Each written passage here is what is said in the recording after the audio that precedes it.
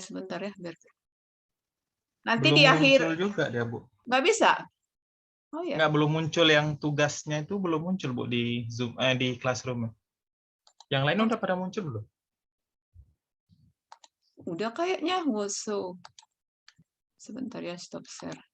Kok stop share itu? Coba yang lain, udah kelihatan belum ini?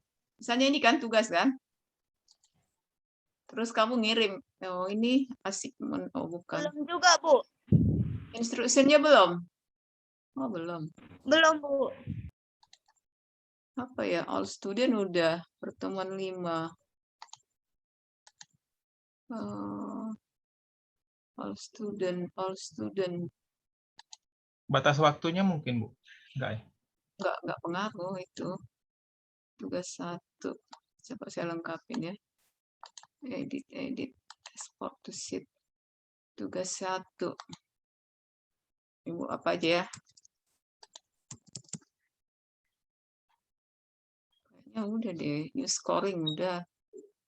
Save.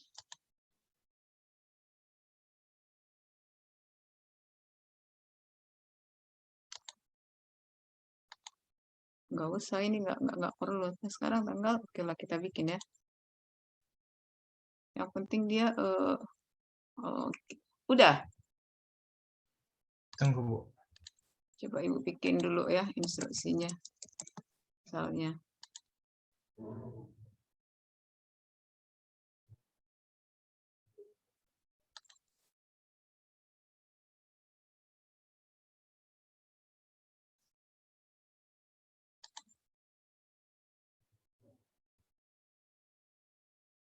Pre-assignment.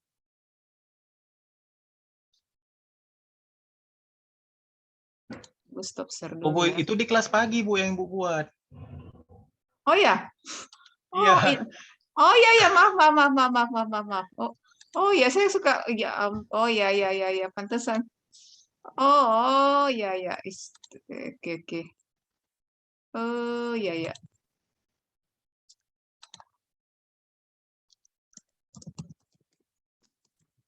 Satu. 5.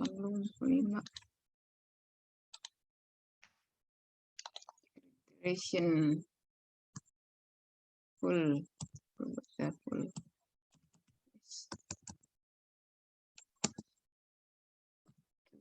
1.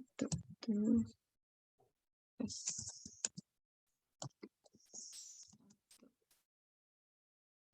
Kita lengkapin ya 100. A.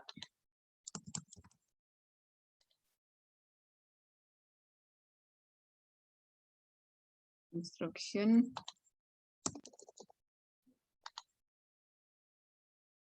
Oh iya, tadi jam apa ya? Coba lihatkan, udah belum? 19.10.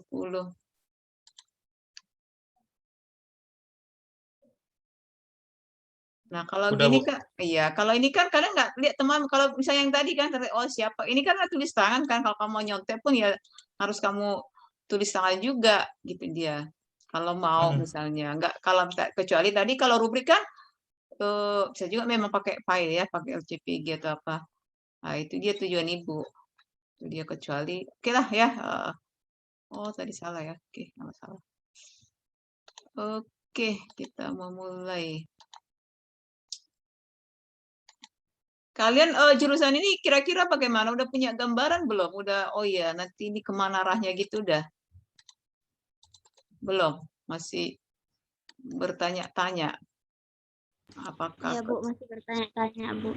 bertanya-tanya apakah ke sistem informasi atau kemana kan gitu kan? Tak ke jaringan. Iya.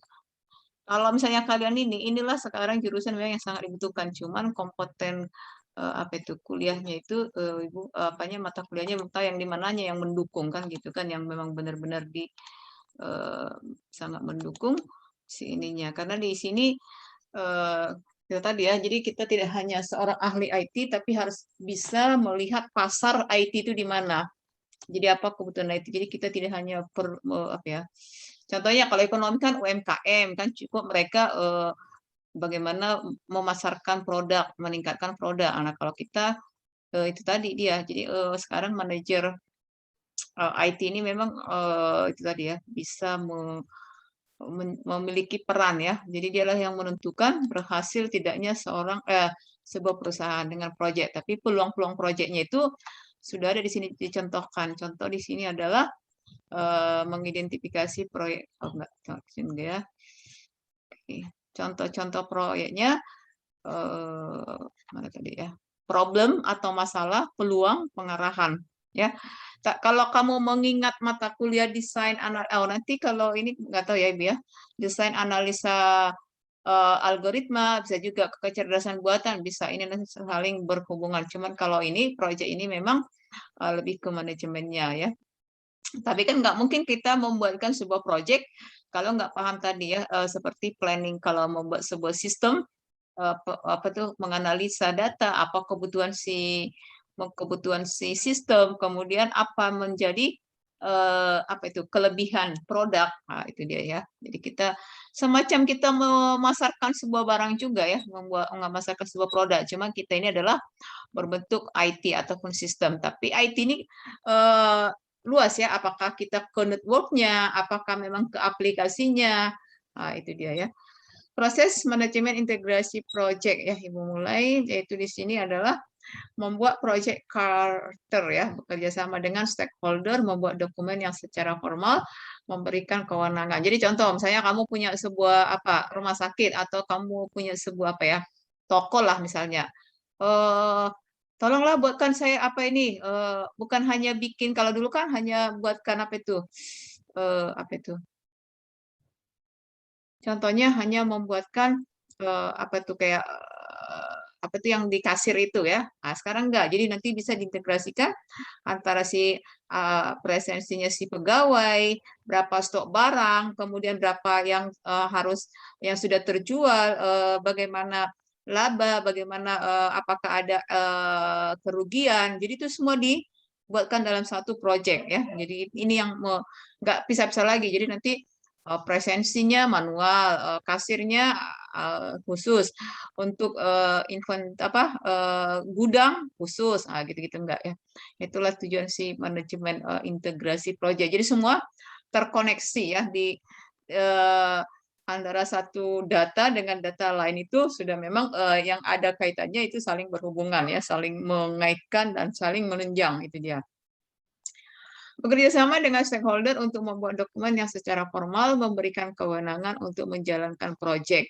Jadi di sini ada seorang leadernya, yaitu seorang manajer. Manajer ini adalah tidak hanya menguasai manajemennya, namun juga harus menguasai IT-nya. IT-nya tidak hanya membuat rancangan-rancangan. Jadi sebagai manajer harus paham juga yang namanya itu apa tadi ya, apakah di pengkodingannya, bagaimana pengujiannya, bagaimana pemeliharaan sistem itu berkelanjutan ya. Membuat rencana manajemen proyek, mengkoordinir semua usaha rencana, dan membuat sebuah dokumen yang koheren dan konsisten. Nah, itu dia ya. Jadi di awal sudah ditentukan, itu tadi contoh si pegawai, ke presensi, ke gudang, stok barang ya, stok barang, kemudian yang terjual. Nah, apakah ada nanti yang dari konsumen yang mengembalikan, alasannya apa?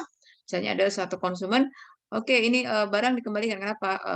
Kadaluarsa atau kualitasnya sudah tidak penuh, misalnya ada yang sobek. Nah, itu kan semua dipantau atau diawasi dalam sebuah sistem manajemen ya. Itu dalam bentuk IT ya, berbentuk sistem. Jadi yang berhubungan dengan teknologi, teknologinya itu adalah yang seperti ini ya, yang bisa dengan online ataukah sistemnya yang secara offline, tapi sudah terintegrasi dengan sebuah sistem teknologi.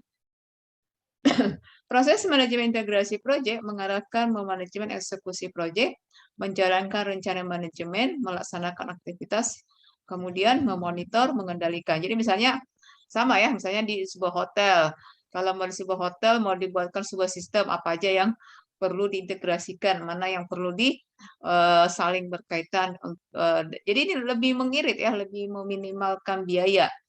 Melaksanakan kendali perubahan interintegrasi ya, karena semuanya ya kan sama kan kalau misalnya kita ke bank, misalnya contoh Bank BRI, koneksi rusaknya di mana? Dari pusat. Otomatis kan karena dari pusat rusak ataupun jaringan ada gangguan, otomatis yang misalnya di sini nggak bisa operasi. Nah itu dia. Jadi harus bisa mengendalikan pekerjaan proyek, memantau pekerjaan proyek, menjaga kinerjanya agar tetap pada tujuan. Menutup proyek, mengakhiri semua aktivitas proyek untuk secara formal menutup proyeknya. Jadi kalau sudah selesai, si proyek itu harus ditutup ya. Kalaupun nanti ada pengembangan sistem, itu mungkin harus dianggarkan atau diajukan lagi pengajuan programnya ya. Rencana strategis dan preseleksi proyek. Jadi kalau misalnya kamu membaca apa itu namanya nanti ada jurnal-jurnal, dia membuatkan analisis SWOT ya. Ini sebuah analisis yang sering digunakan juga, strength, weakness, opportunity, threats ya. Jadi nanti kalau setelah ini selesai, coba carikan sebuah jurnal penelitian yang memang misalnya pengembangan ini dengan SWOT ya, strength, weakness, apa kekuatannya, apa kelemahannya, apa kesempatannya, dan apa yang akan dicapai. Nah, itu dia ya. Karena si proyek ini harus bekerja dalam sebuah organisasi atau dalam sebuah sistem yang saling berkaitan ya. Itu namanya organisasi. Organisasi yang ada ketua atau pemimpin atau manajer, kemudian ada sub-sub ataupun bagian-bagiannya, siapa bendahara, siapa yang ke lapangannya, siapa bagian pegawaian, itu dia ya dibuatkan. Sebagian rencana strategis ini harus mengidentifikasi proyek yang potensial, menggunakan metode yang realistis, memilih proyek mana yang akan dikerjakan. Memformalkan proyek dengan membuat proyek, ini kenapa hanya saya aja ya, supaya agak mengidentifikasi proyek-proyek potensial. Jadi itu tadi misalnya beberapa organisasi mengikuti proses perencanaan, memilih atau menyeleksi. Jadi kita itu khususnya di proyek-proyek IT ya. Proyek IT tadi bisa di bagian jaringannya, bisa di bidang sistemnya, atau bisa menjadi tadi ya pengolahan datanya untuk menghasilkan sebuah keputusan ya, itu digunakan. Jadi si proyek ini si manajernya harus tahu, oh ya oke, ada sebuah perusahaan mengundangnya, perusahaan kami begini-begini, yang kami alami begini, maunya perusahaan kami begini-begini. Nah, tapi kita si manajernya hanya melihat dari segi proyek IT-nya. Adalah sangat penting untuk menyelaraskan proyek IT dan strategi bisnis. Jadi si manajer atau sistem tadi tidak hanya paham IT juga, tapi harus bisa memahami apa strateginya. Jadi kita mau membuat apa, mengambil keuntungan atau membangun sebuah sistem yang menguntungkan, strategi bersifatnya bisnis, namun kita melihatnya atau mengambilnya dari segi proyek IT-nya. Ini penelitian ya, penelitian menunjukkan bahwa dukungan terhadap bisnis yang nyata merupakan dukungan yang nyata, alasan utama dipakai untuk investasi dalam proyek IT. Perusahaan dengan operasi IT terkonsolidasi mempunyai biaya operasional per user. Memang kendalanya adalah ya tadi ya, kalau memang semuanya kita sudah menggunakan teknologi ya, contoh tadi hanya presensi, kemudian tadi untuk stok barang, semuanya kalau sudah menggunakan IT tadi, itu akan biaya operasional yang memang lebih per user, and kalau di sini ya dengan menggunakan IT ini ada sebuah terkonsolidasi biaya operasional per user and 24% lebih rendah. Jadi di sini bukannya si perusahaan menjadi rugi ya, tapi menguntungkan karena kan lebih pekerjaan si tadinya si pegawai yang ada orangnya ya tergantikan dengan si sistem yang kita buat. Otomatis ya operasional per usernya atau biaya operasionalnya akan berkurang ya. Penggunaan IT yang standar menurunkan biaya pengembangan aplikasi. Nah, misalnya sebuah perusahaan apabila mereka mempunyai sebuah tim ya, tidak misalnya kan minggu kemarin itu sudah dibahas apakah kita menggunakan konsultan ataukah akan membuat sebuah tim, ini akan lebih banyak mengambil biaya atau memakan biaya. Namun apabila si perusahaan sudah menggunakan IT yang standar ya, sudah memiliki sebuah sistemnya, ini akan memberikan biaya pengembangan aplikasi 41% per user. Jadi ada sebuah benefit ya, keuntungan. Tingkatan perencanaan, rencana strategis. Jadi kalau kamu ini udah pertemuan kelima, ada planning, ada fase perencanaan. Ini adalah integrasi. Selanjutnya nanti ada manajemen biaya ataupun manajemen itu cost ya. Itu nanti akan kita kerjakan, bahas sebelum UTS. Nah, di sini adalah tingkat perencanaan IT. Jadi tadi kan si manajernya harus tahu kira-kira atau harus mampu mengidentifikasi kira-kira nih mana nih lahan IT. Misalnya si perusahaan ada ya, mau perusahaan apapun, mau kosmetik, mau perusahaan misalnya pariwisata atau tadi semacam toko, yang dilihat itu adalah IT-nya. IT bukan hanya skopnya sistem, namun itu adalah yang terintegrasi ya. Perencanaan IT yaitu rencana strategis IT, analisis area bisnis, rencana proyek, alokasi sumber daya ya. Ada kalau membuat sebuah proyek ya, ini kita perhatikan seperti sebuah pengembangannya, perencanaan itu adalah berbentuk segitiga ya. Dialokasikan dulu, harus ditahu dulu siapa aja sumber dayanya, siapa aja yang potensi-potensi di organisasi atau sistem itu. Kemudian dengan dengan alokasi sumber daya dilihatlah bagaimana merencanakannya. Kemudian analisis area bisnisnya, strategi ya. Setelah tahu mana yang mau dibisniskan, ya areanya apa saja, dibuatkan dokumentasi, dilakukan rencana strategisnya. Nah, di sini kategori yang tadi ya. Jadi salah satu kategori bagaimana proyek itu memberikan respon, contoh di problem atau masalah ya, problem, kemudian peluang, kemudian pengarahan direktif ya. Kategorisasi yang lain adalah waktu yang dibutuhkan menyelesaikan proyek, tanggal penyelesaiannya. Kategorisasinya juga berdasar pada prioritas proyek secara keseluruhan. Analisis, jadi ada metode ya yang dinamakan analisis financial project. Jadi sebuah sistem atau sebuah perusahaan itu ataupun sebuah itu tadi ya project itu ada 3 metode yang dilakukan, metode untuk menentukan ininya ya pengolahan ataupun financial project-nya. Analisis NPV, net present value, ROI, return on investment, analisis payback. Ini yang kita bahas. Analisis net present value, metode menghitung laba atau rugi secara moneter dari sebuah proyek dengan tanpa memperhitungkan cash inflow, outflow di masa mendatang, tanpa melihat oh ya ini kelanjutannya ini di tahun yang akan datang bagaimana.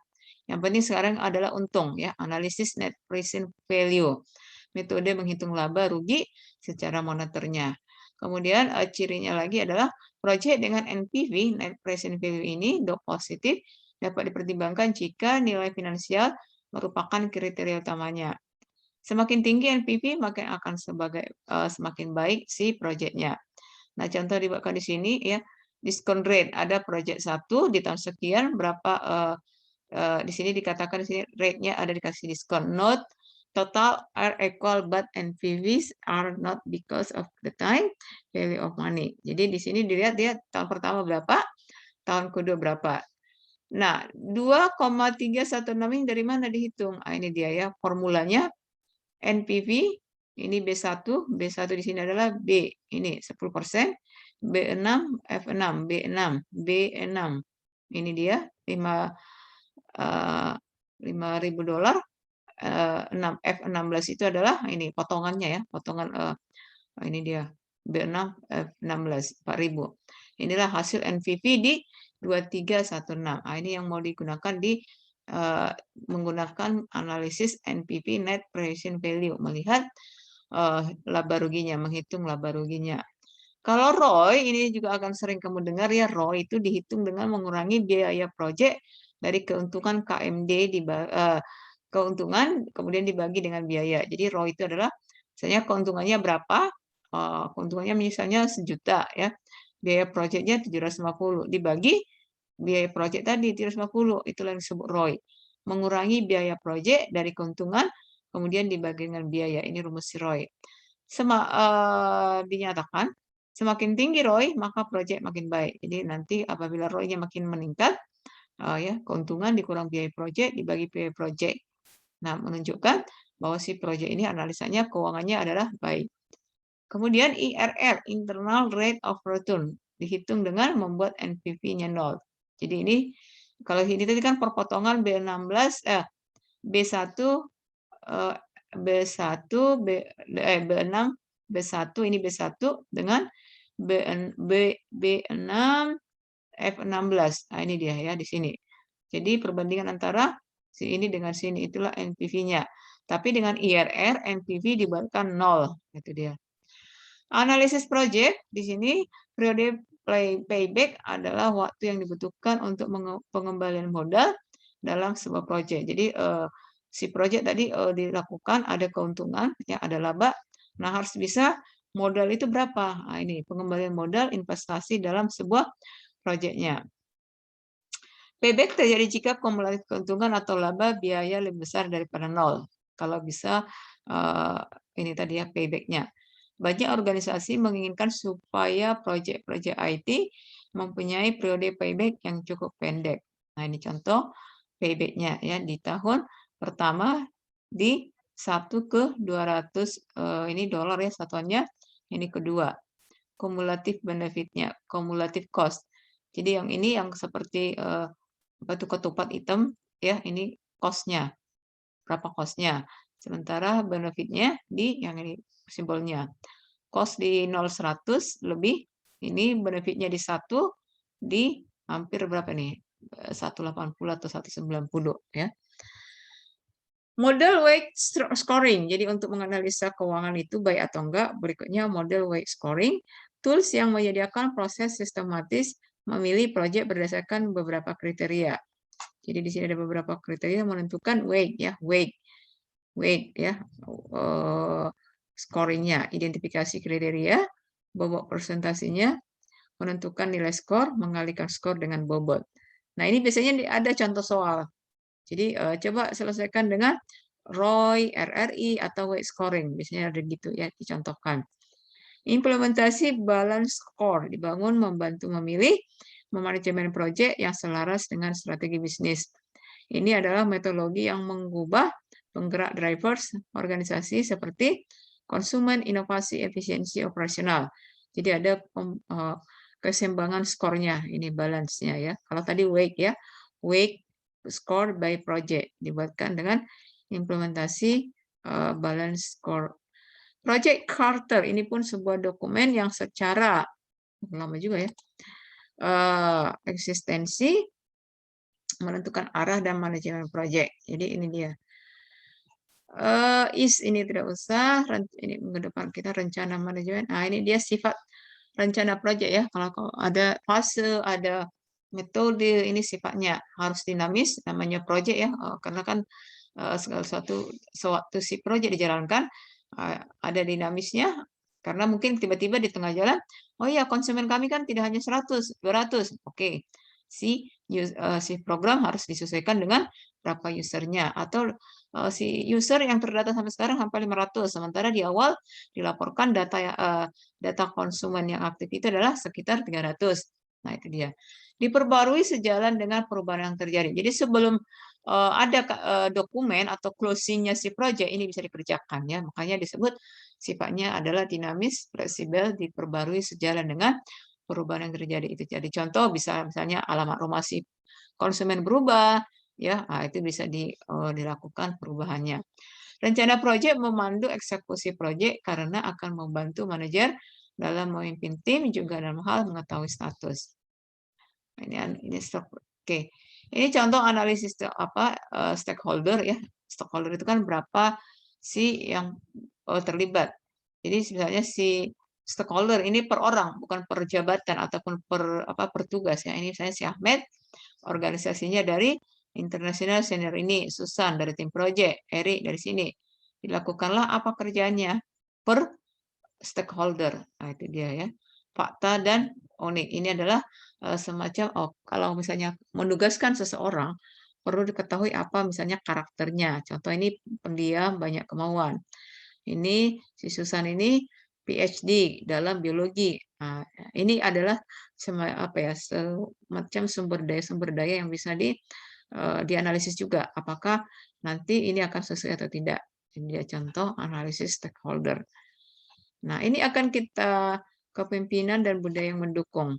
Ini adalah menunjang bagaimana seorang skills itu tadi ya, dalam sebuah sistem atau organisasi ada sebuah leader atau manajernya atau disebut dalam manajemen harus mampu skill yang memimpin, komunikasi, skill politis. Jadi harus mampu tadi ya, karena ini kan bersifat ke bisnis juga ya, ke keuntungan. Nah, tools dan teknik pelaksanaan proyek. Ini kita buatkan ke minggu depan. Sekarang ini sebenarnya pembahasannya dicontoh di tadi ya, ada SWOT, ada si Roy, kemudian model analisis keuangan ya. Ini Roy ya. NPV, Roy dihitung dengan mengurangi biaya, proyek, keuntungan, kemudian dibagi. Oke, demikian pembahasan kita. Kita kembali ke gizi kepada kemana semua. Kita kembali ke gizi ya. Minggu depan dilanjut Ya, Bu. lagi. Oke. Baik, Bu. Kali ini tidak ada tugas, itu aja diselesaikan. Bagi yang belum, begini dia, kalau tugas itu sampai, misalnya nih, nilai tugas itu kan dikumpulkan menjelang nanti dikumulatifkan semua di nilai akhir. Jadi berapa tugas, berapa kuis, itu dikumpulkan. Jadi mau kamu kirimkan tanggal berapa tidak masalah. Di pertemuan berapa tidak masalah. Cuman kalau misalnya dia di awal sudah dikumpulkan, itu langsung tercatat. Di akhir mungkin namamu akan terlihat, nanti kan bisa dikoreksi itu di situ. Cuman nilainya tidak sama lagi dengan yang pertama. Itu dia ya. Jadi kamu hanya semacam melengkapi. Yang melengkapi tugas ini perlu dihargai juga. Jadi yang pertama mengumpulkan pun lebih dikasih skor ataupun penilaian yang lebih ya. Oke, sampai di sini kita bertemunya di classroom. Tidak ada tugas, mungkin hanya beberapa nanti yang disampaikan. Terima kasih, selamat malam. Malam, Bu.